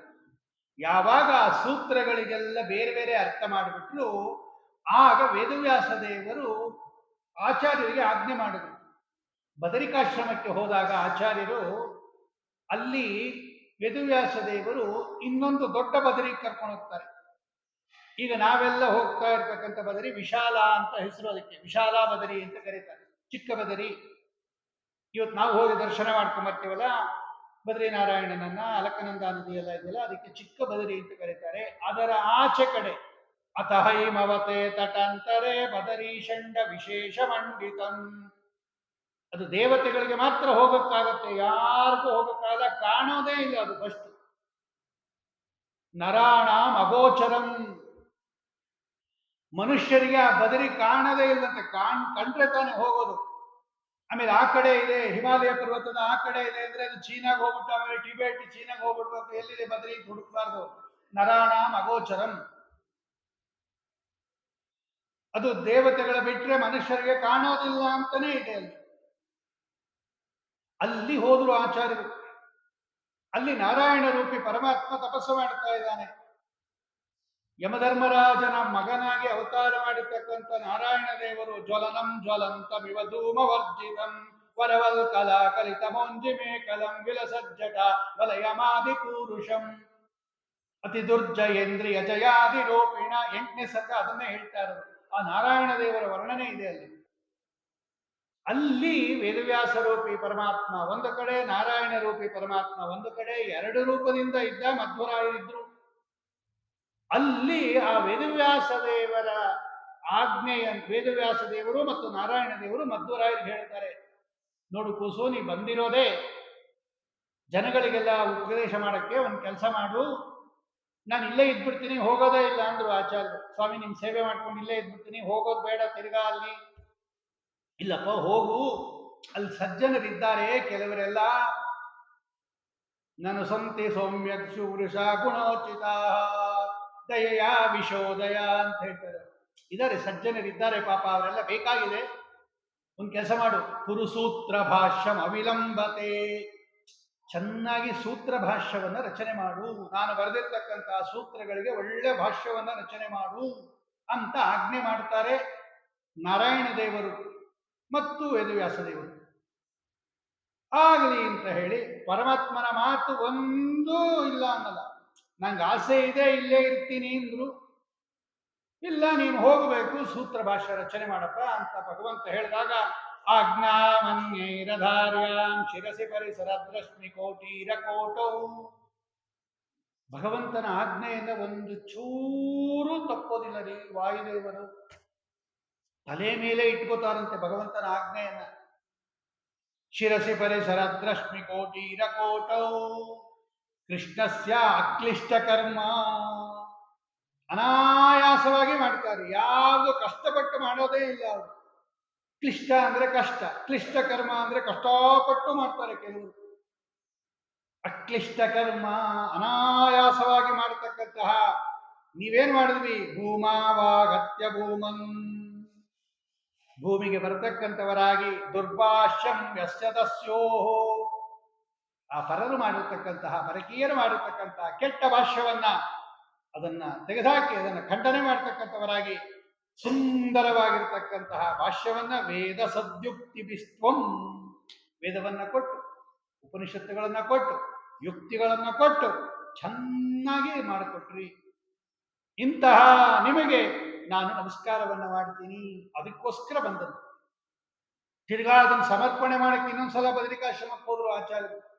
ನೋಡಿ ಅವ್ರಿಗೆಷ್ಟು ಭಗವಂತನಲ್ಲಿ ಪ್ರೀತಿ ಅಂದ್ರೆ, ಗೀತಾ ಭಾಷ್ಯ ಬರೆದ್ರು, ಭಗವದ್ಗೀತೆಗೆ ಭಾಷ್ಯ ಬರೆದ್ರು, ಅದನ್ನು ಸಮರ್ಪಣೆ ಮಾಡಕ್ ಹೋದ್ರು. ಆಗ ಭಗವಂತ ಹೇಳಿದ ಬ್ರಹ್ಮಸೂತ್ರ ಭಾಷ್ಯ ಬರೀರಿ ಅಂತ. ಅದನ್ನ ಬರೆದ್ರು, ತಿರ್ಗಾ ಅದನ್ನ ಸಮರ್ಪಣೆ ಮಾಡಕ್ ಹೋದ್ರು. ಆಮೇಲೆ ಮಹಾಭಾರತ ತಾತ್ಪರ್ಯ ನಿರ್ಣಯ ಬರಿ ಅಂತಾನೆ ಭಗವಂತ. ತಿರ್ಗಾ ಬಂದ್ರು, ಅದನ್ನು ಬರೆದ್ರು. ಹೀಗೆ ಅವರು ಬಂದದ್ದೇ ಭಗವಂತನನ್ನ ಸಂತೋಷಗೊಳಿಸಕ್ಕೆ, ನಮ್ಮನ್ನ ಉದ್ಧಾರ ಮಾಡೋದಿಕ್ಕೆ. ಅಂತಹ ಸುಂದರವಾದ ಭಾಷ್ಯವನ್ನ ನೀವು ರಚನೆ ಮಾಡಿದಿರಿ. ನಾವು ಓದ್ಬಿಟ್ರೆ ಸಾಕ್ರಿ.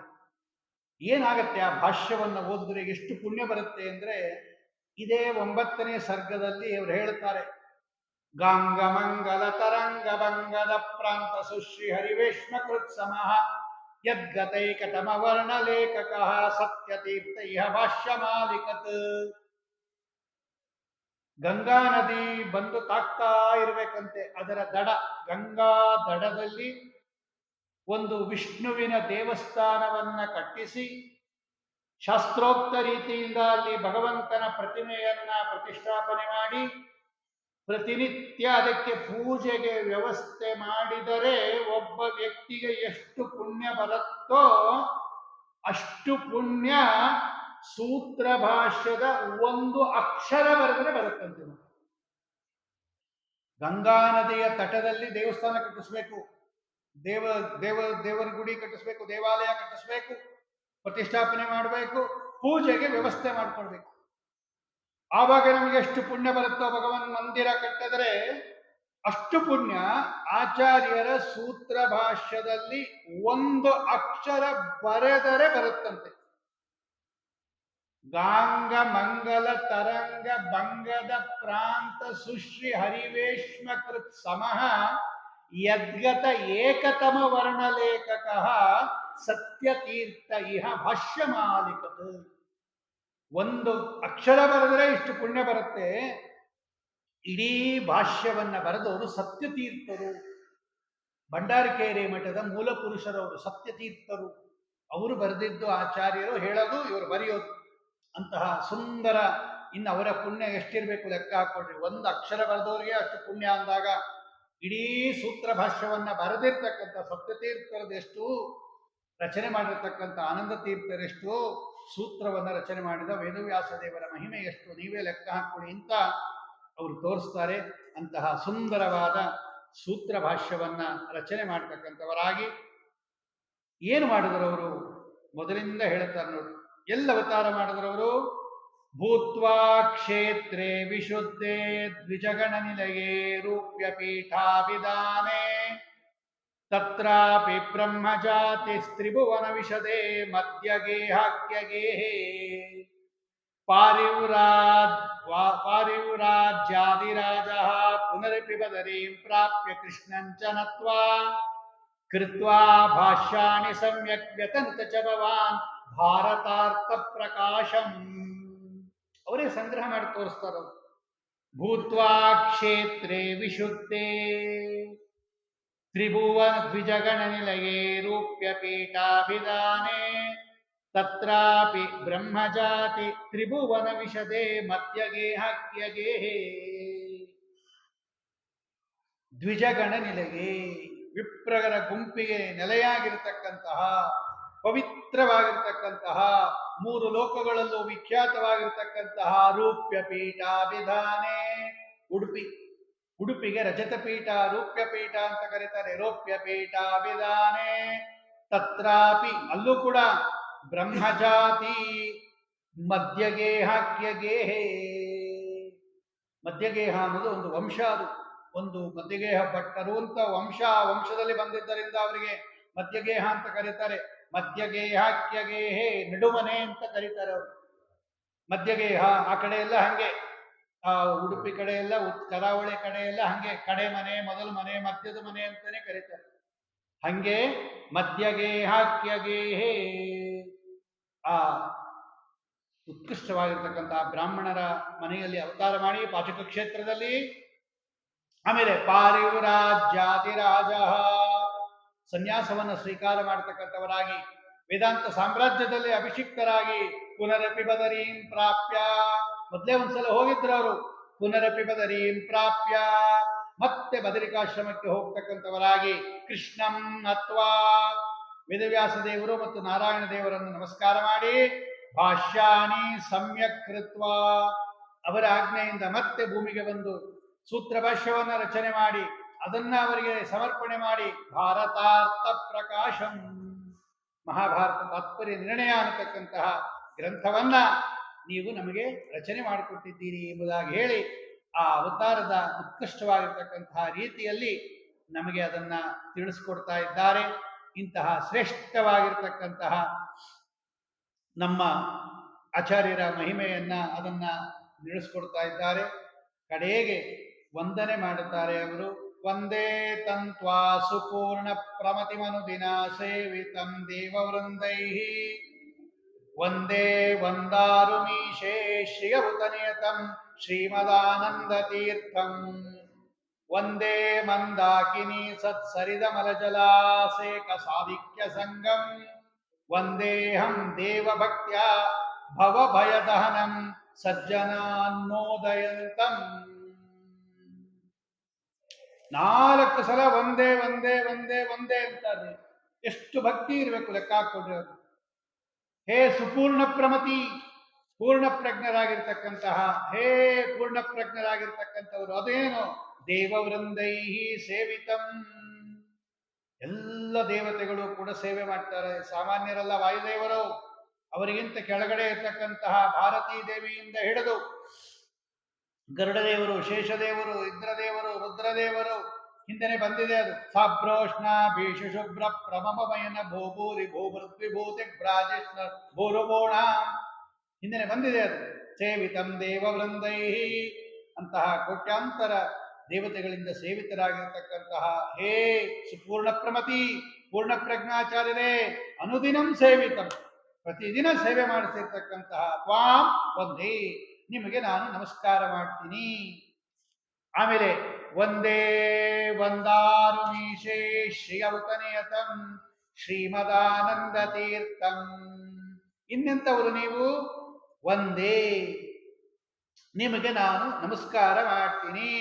ವಂದಾರಂ, ಈಶೇ, ಸ್ವಾಮಿಯಾಗಿರ್ತಕ್ಕಂತಹ, ವಂದಾರುಂ, ಸದಾ ವಂದಿಸುವ ಸ್ವಭಾವ ಇರತಕ್ಕಂತಹ ಶ್ರೀಮದಾನಂದ ತೀರ್ಥಂ, ನಿಮಗೆ ನಾನು ನಮಸ್ಕಾರ ಮಾಡ್ತೀನಿ. ಈಶೇ ಅಂದ್ರೆ ಸ್ವಾಮಿ ಅಂತ ಅರ್ಥ. ವಂದಾರುಂ ಈಶೇ, ಈಶೇ ಸ್ವಾಮಿಯಾಗಿರ್ತಕ್ಕಂತಹ ಹರಿಯನ್ನ ಮತ್ತು ಶ್ರೀಯಂ ಲಕ್ಷ್ಮೀದೇವಿಯನ್ನ ಯಾವಾಗಲೂ ಸೇವೆ ಮಾಡ್ತಕ್ಕಂಥವ್ರು ನೀವು.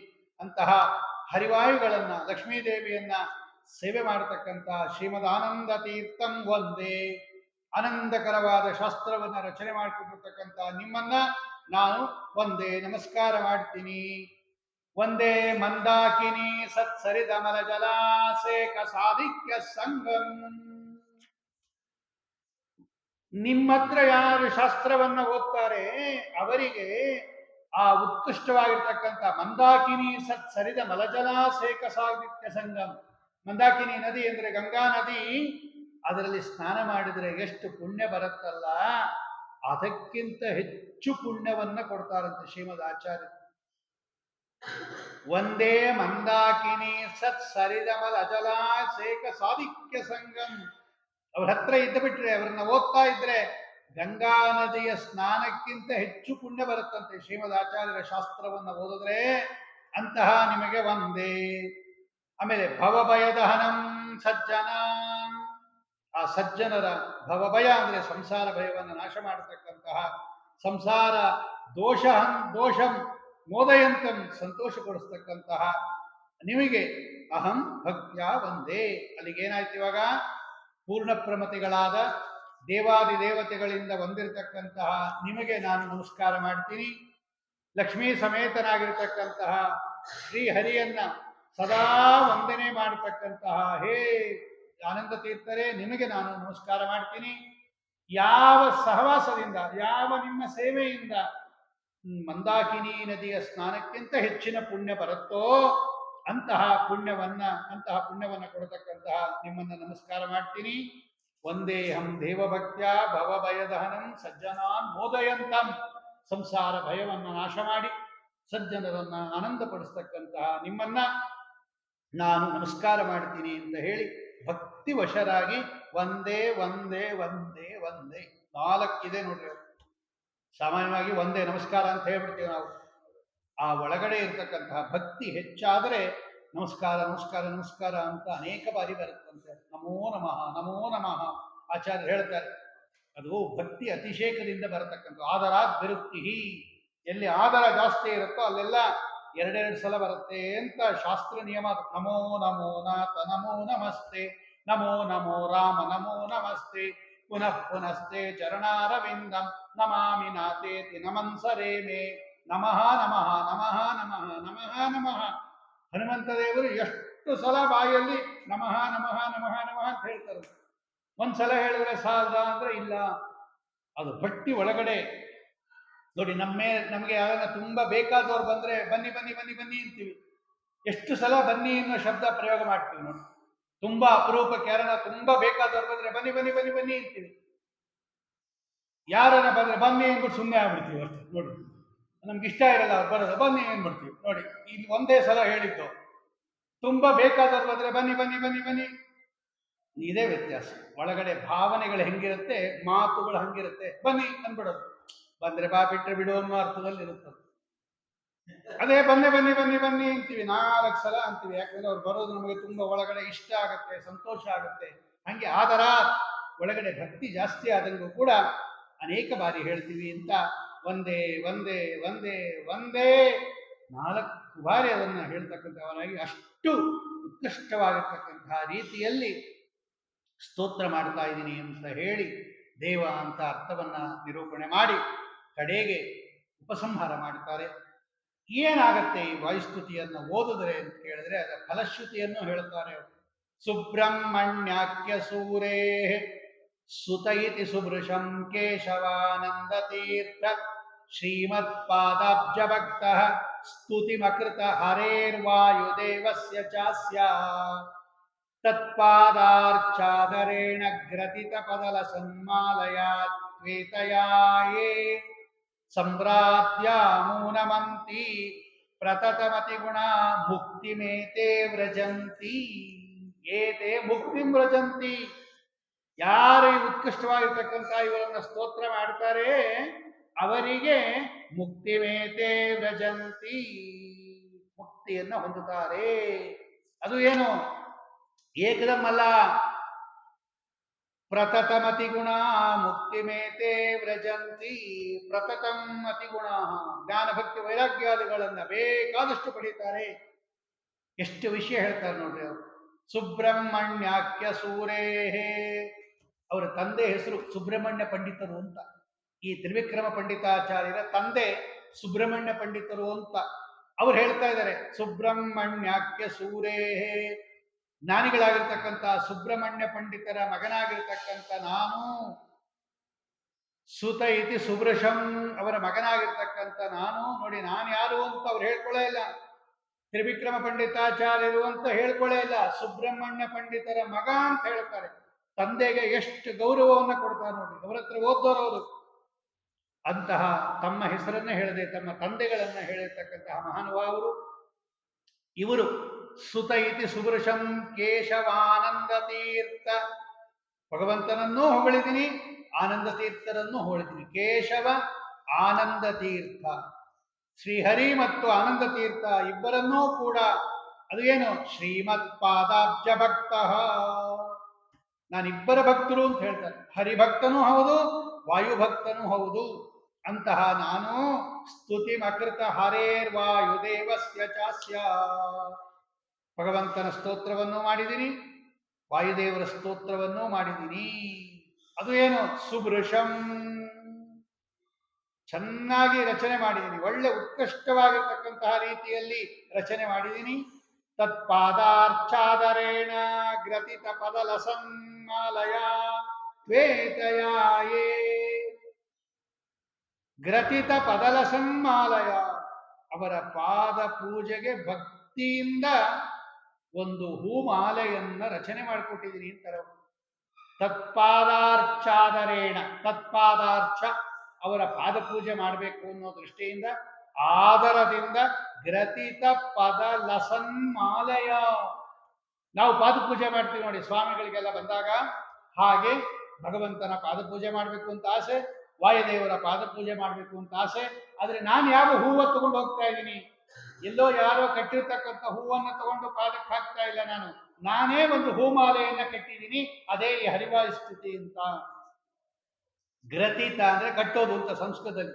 ಗ್ರಥಿತ ಪದಲ ಸನ್ಮಾಲಯಾತ್ವೇತಯಾಯೇ, ಒಳ್ಳೆ ಉತ್ಕೃಷ್ಟವಾಗಿರ್ತಕ್ಕಂತಹ ಪದಗಳು ಏನು ಪ್ರಯೋಗ ಮಾಡಿದ್ದೀನಿ ನಾನು. ಉತ್ಕಂಠ ಕುಂಠ ಕೋಲಾಹಲ ಜವ ವಿದಿತ ಜಸ್ರ ಸೇವಾನವೃದ್ಧ ಪ್ರಾಜ್ಞಾತ್ಮ ಜ್ಞಾನದೂತ ಉತ್ತಪ್ತಾತ್ಯುತ್ಕಟ ಪ್ರಕಟ ಕಟಕಟಧ್ವಾನ ಸಂಘಟ್ಟನೋದ್ಯ ವಿದ್ಯುಜ್ಜೂಡ ಸ್ಫುಲಿಂಗ ಪ್ರಖರ ವಿಕಿರಣೋ ವಾತಿತೆ ಬಾಧಿತಾಂಗ.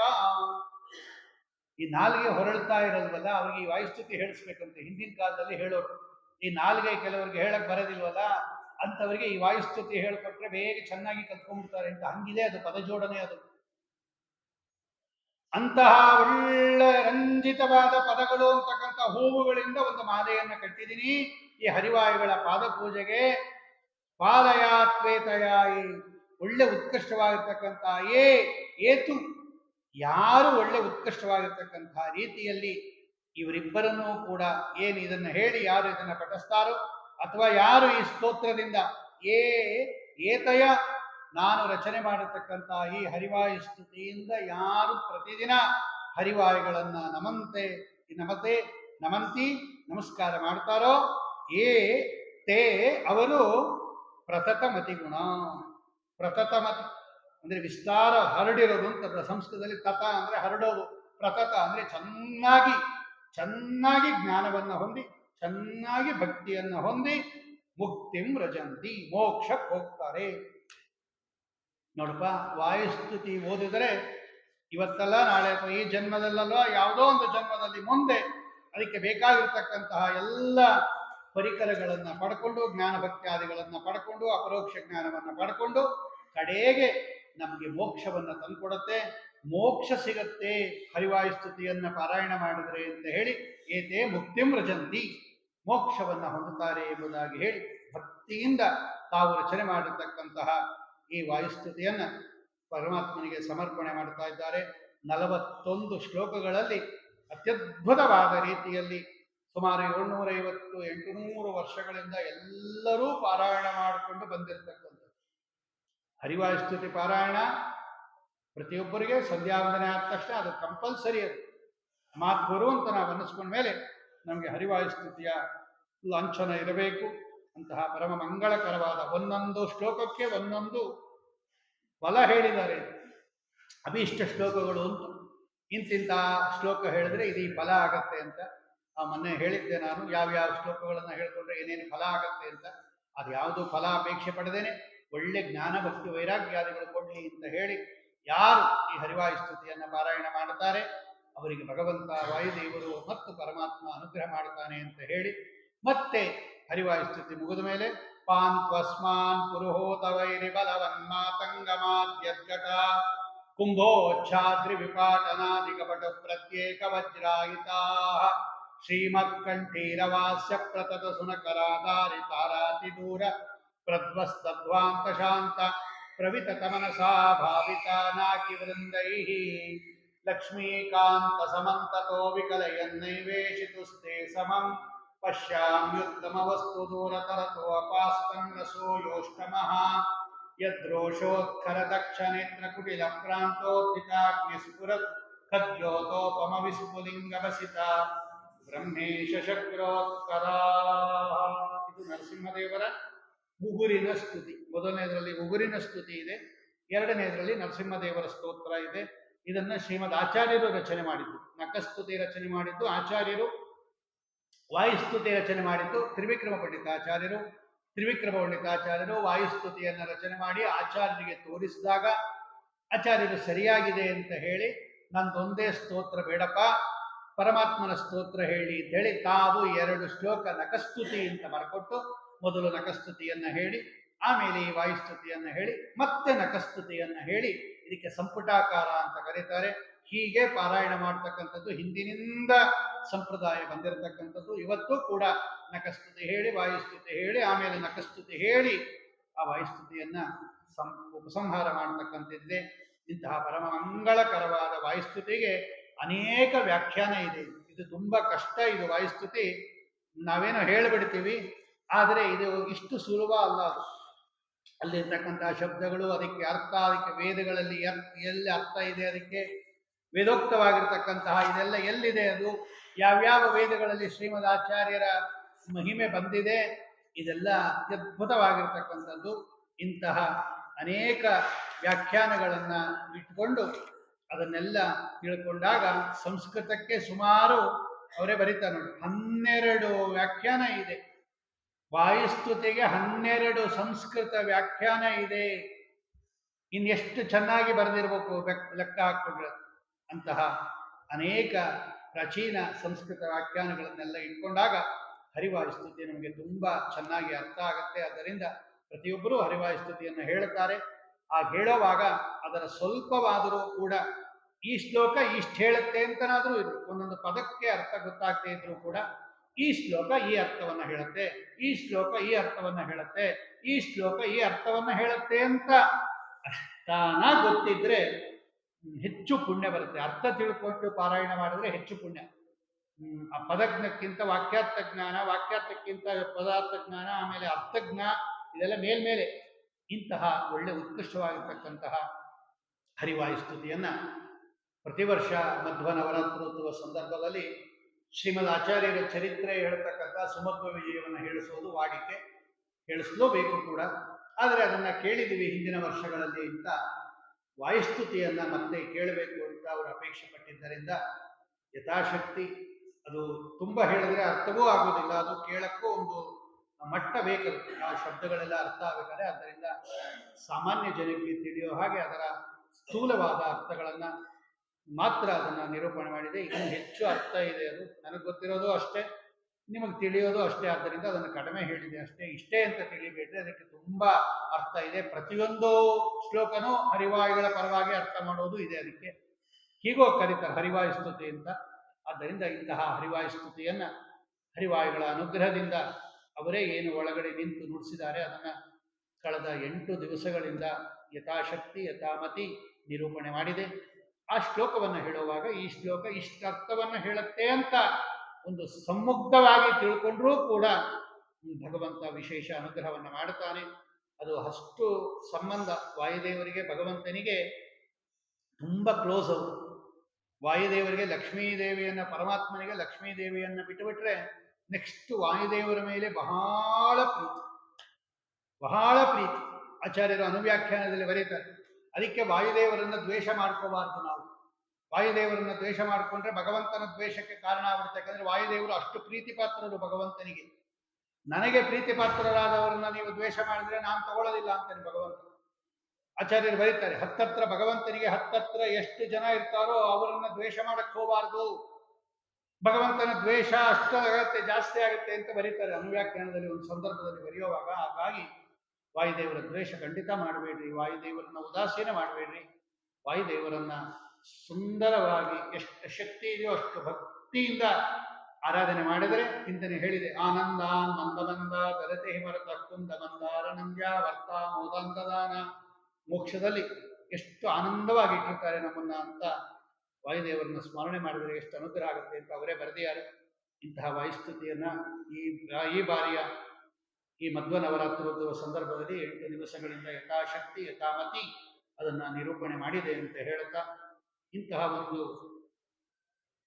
ಸೌಭಾಗ್ಯ ಎಲ್ಲ ನಮ್ಮ ಗುರುಗಳಿಂದ ಬಂದಿರತಕ್ಕಂಥದ್ದು. ಎಲ್ಲ ಪೂರ್ತಿ ಅವರ ಆಶೀರ್ವಾದನೇ. ಅದು ಏನೇನು ಹೇಳಿದ್ರು ಕೂಡ ವ್ಯಾಸೋಚ್ಚಿಷ್ಟಂ ಜಗತ್ ಸರ್ವಂ ಅಂದಂಗೆ ಅವರ ಅನುಗ್ರಹ ಅವರು ಅಷ್ಟ ಮಾಡಿಬಿಟ್ಟಿದ್ದಾರೆ, ಇನ್ನು ಮಾಡ್ತಾ ಇದ್ದಾರೆ. ಅವರ ಅನುಗ್ರಹ ಇದೇ ರೀತಿ ಇರಲಿ ಅಂತ ಪ್ರಾರ್ಥನೆ ಮಾಡುತ್ತಾ, ಇಲ್ಲಿನ ಏನು ಪದಾಧಿಕಾರಿಗಳಿದ್ದಾರೆ ಮಠದಲ್ಲಿ ಅವರು ಹೇಳಬೇಕು, ಈ ಸಲ ವಾಯುಸ್ತುತಿಯನ್ನ ಚಿಂತನೆ ಮಾಡಬೇಕು ಅಂತ ಅಪೇಕ್ಷೆ ಪಟ್ಟಿದ್ದರಿಂದ ಹರಿವಾಯುಸ್ತುತಿಯನ್ನು ನಿರೂಪಣೆ ಮಾಡಿದೆ. ಎಲ್ಲರಿಗೂ ಕೂಡ ಅವರಿಗೆ, ಈ ಪದಾಧಿಕಾರಿಗಳಿಗೆ ಮತ್ತು ಇದನ್ನ ಆಯೋಜನೆ ಮಾಡಿರ್ತಕ್ಕಂಥ ಇವರಿಗೆ, ಸೇವೆಯನ್ನ ಆನ್ಲೈನ್ ಮೂಲಕ ಅಥವಾ ಇಲ್ಲೋ ಬಂದು ಸೇವೆ ಮಾಡಿರ್ತಕ್ಕಂತಹ ಅವರಿಗೆ, ಮತ್ತು ಇದನ್ನ ಸಕಾಲಕ್ಕೆ ಬಂದು ಎಲ್ಲರೂ ಕೂಡ 8 ದಿವಸಗಳಿಂದ ಏನು ಶ್ರದ್ಧಾಭಕ್ತಿಗಳಿಂದ ಇದನ್ನು ಶ್ರವಣ ಮಾಡಿದಿರ, ನಿಮಗೂ ಕೂಡ ಹರಿವಾಯುಗಳು ವಿಶೇಷ ಅನುಗ್ರಹವನ್ನು ಮಾಡಲಿ. ಒಂದು ಸಲ ವಾಯುದೇವರು ನಮ್ಮ ಕೈ ಹಿಡಿದು ಬಿಟ್ರೆ ಪರಮಾತ್ಮನ ತನಕ ಕರ್ಕೊಂಡು ಹೋಗ್ತಾರೆ ನೋಡಿ. ಸ ಏನಾನ್ ಬ್ರಹ್ಮ ಗಮಯತಿ. ವಾಯುದೇವರ ಹತ್ರ ಯಾಕೆ ನಾವು ಅವ್ರ ಕೈ ಹಿಡ್ಕೋಬೇಕು ಅಂದ್ರೆ, ಅವ್ರಿಗೆ ವೈಕುಂಠ ಲೋಕದಲ್ಲಿ ಕೂಡ ಓಪನ್ ಎಂಟ್ರೆನ್ಸ್ ಇರುತ್ತೆ ವಾಯುದೇವರಿಗೆ. ಬೇರೆಯವರೆಲ್ಲ ಪರ್ಮಿಷನ್ ತಗೊಂಡು ಹೋಗ್ಬೇಕು, ಪರ್ಮನೆಂಟ್ ಆಗಿ ಹೊರಟೋಗ್ತಾರೆ. ವಾಯುದೇವರು ಯಾವಾಗ ಬೇಕಾನೋ ಹೊರಟೋಗ್ತಾರೆ. ವಾಯುದೇವರಿಗೆ ಫುಲ್ಲು ಅವ್ರಿಗೆ ಫ್ರೀ ಲೈಸೆನ್ಸ್. ನಮ್ಮನ್ನು ಕರ್ಕೊಂಡು ಹೋಗ್ತಾರೆ.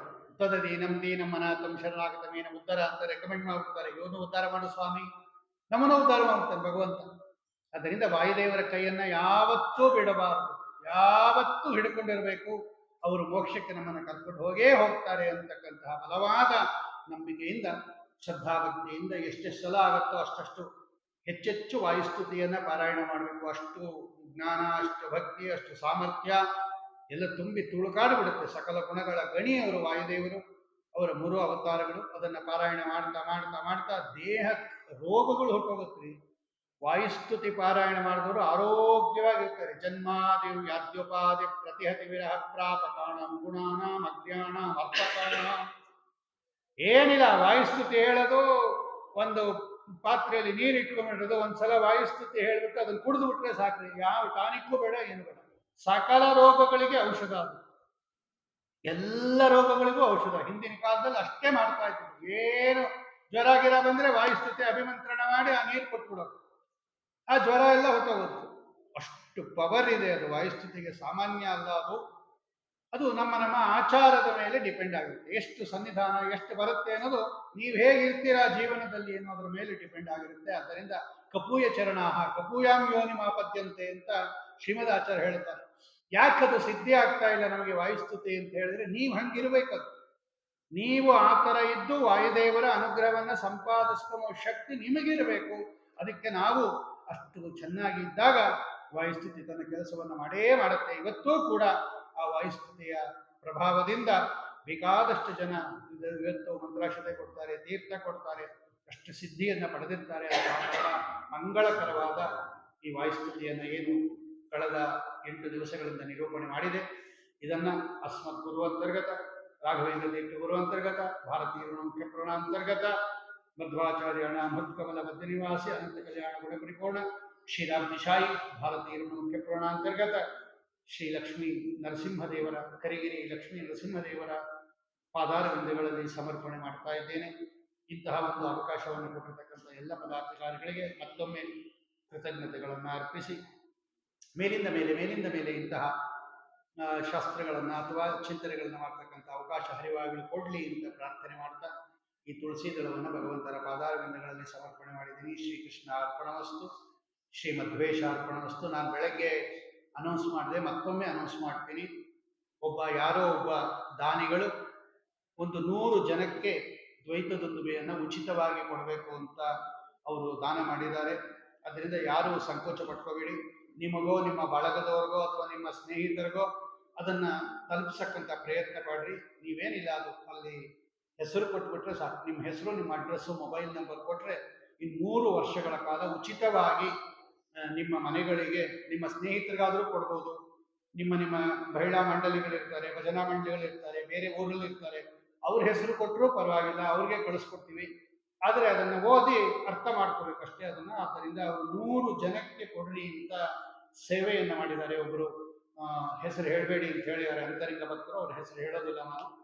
ಮುಂದೆ ಬರತಕ್ಕಂತಹ ಅಧಿಕ ಮಾಸದಕ್ಕೋಸ್ಕರ ಅವರು ಜ್ಞಾನ ರೂಪ ಜ್ಞಾನ ಸೇವೆ ಮಾಡಲಿ ಅಂತ ಅವರ ಅಭಿಪ್ರಾಯ. ಆದ್ದರಿಂದ ಯಾರು ಬೇಕಾದರೂ ಕೂಡ, ನಮ್ಮ ಅನಂತ ಪದ್ಮನಾಭಾಚಾರ್ಯ ಇರ್ತಾರೆ ಅಥವಾ ನರಹರಿ ಇರ್ತಾರೆ, ಅವರಿಗೆ ನಿಮ್ಮ ಪೂರ್ತಿ ಪೋಸ್ಟಲ್ ಅಡ್ರೆಸ್ ಕೊಟ್ಬಿಟ್ರೆ ಸಾಕು. 3 ತಿಂಗಳಿಗೆ ಒಂದ್ಸಲ ಆ ಪತ್ರಿಕೆ ನಿಮ್ಮ ಮನೆಗೆ ಬರುತ್ತೆ. ಅದು ಅವರಿಗೆ ಆ ಅಪೇಕ್ಷೆ ಇದೆ. ಅಪ್ಪುಪದಾನಕ್ಕಿಂತ ಹೆಚ್ಚು ಜ್ಞಾನದಾನವನ್ನು ನಾವು ಮಾಡಬೇಕು ಅಂತ ಇರೋದ್ರಿಂದ ಆ ಸ್ಕೀಮ್ ಇರುತ್ತೆ, ಮುಂದೂ ಇರುತ್ತೆ. ಅದು ಅಧಿಕ ಮಾಸ ಬರುವ ತನಕ ಇರುತ್ತೆ. ಯೋಚನೆ ಮಾಡಬೇಡ್ರಿ. ಯಾರಿಗೆ ಬೇಕಾನ ನೀವು ಅದನ್ನು ಕೊಡಿಸ್ತಕ್ಕಂಥ ವ್ಯವಸ್ಥೆ ಮಾಡ್ಬೋದು ಅಂತ ಮತ್ತೊಮ್ಮೆ ಹೇಳ್ತಾ ಇದ್ದೀನಿ. ಶ್ರೀಕೃಷ್ಣ ಅರ್ಪಣಮಸ್ತು, ಶ್ರೀ ಮಧ್ವೇಶ ಅರ್ಪಣಮಸ್ತು.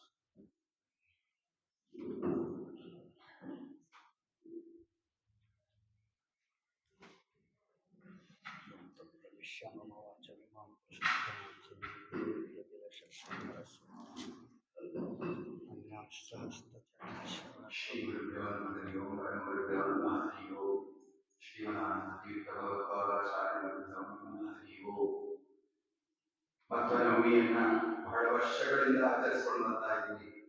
ಪರಮಾತ್ಮ ಹೇಗೆ ದಿನದಲ್ಲಿ ನೂತನ ಕಾಣುತ್ತಾ ಅಂತ ಹೇಳಿದ್ರು, ಹಂಗೆ ಪ್ರತಿ ಸಲಿನೂ ನೂತನವನ್ನ ಕಾಣ್ತಾ ಇದ್ದೀವಿ, ಕಂಡಿದ್ದೀವಿ. ಆದರೆ ಎಷ್ಟು ಅಳವಡಿಸ್ಕೊಂಡಿದ್ದೀವಿ ಈಗ ನಮಗೆ ಬ್ಯಾಕ್ ಹೊಡೆಯುತ್ತೆ ರಿವರ್ಸ್. ಆದ್ರೆ ಈ ಸರ್ತಿ ಕೇಳಿದಾಗ ಗುರುಗಳಲ್ಲಿ ಹೇಳಿ ಅವರು ಎಷ್ಟು ಇದಾಗ ಹೇಳ್ತಿದ್ದಾರೆ ಅಂದ್ರೆ ಅಳವಡಿಸ್ಕೊಳ್ಳಿ ಹೋಗ್ತಾ ಇದೆ. ಆ ಬಾಣ ಹೇಳ್ತಾರೆ, ಭಕ್ತಿ ಮಾಡಬೇಕಾದ್ರೆ ಹೇಳಿದ ಒಂದು ವಾಕ್ಯ ಹೇಳ್ತಾರೆ, ನಾವು ಒಂದು ಧ್ಯೇಯ ವಸ್ತು ಇರಬೇಕು, ಅದೇ ಪರಮಾತ್ಮ ಆಗಿರ್ತಾನೆ.